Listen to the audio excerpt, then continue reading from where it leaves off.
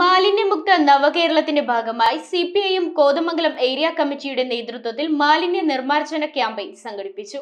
ക്യാമ്പയിന്റെ ഏരിയ തല ഉദ്ഘാടനം ജില്ലാ കമ്മിറ്റി അംഗം ആർ അനിൽകുമാർ നിർവഹിച്ചു.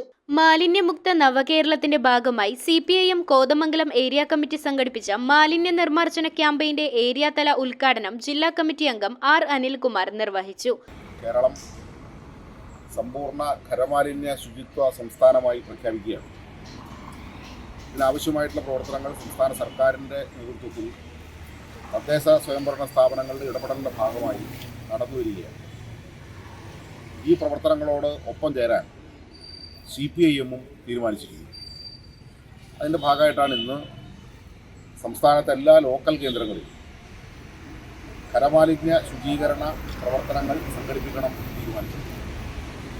കോതമംഗലത്ത് ഏരിയ കമ്മിറ്റിയുടെ നേതൃത്വത്തിൽ കോതമംഗലം ടൗണിൽ റവന്യൂ ടവർ പരിസരം ശുചീകരിക്കുക എന്ന പ്രവർത്തനമാണ് ഇന്നിവിടെ സംഘടിപ്പിച്ചത്.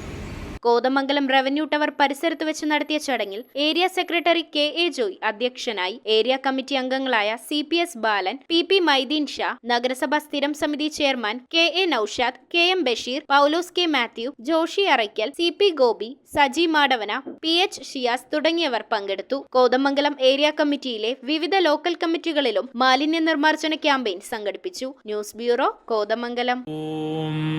നമോ ഭഗവതേ വാസുദേവായ ധന്വന്തരയേ അമൃതകലശഹസ്തായ സർവാമയ വിനാശനായ ത്രൈലോക്യനാഥായ മഹാവിഷ്ണവേ നമഃ.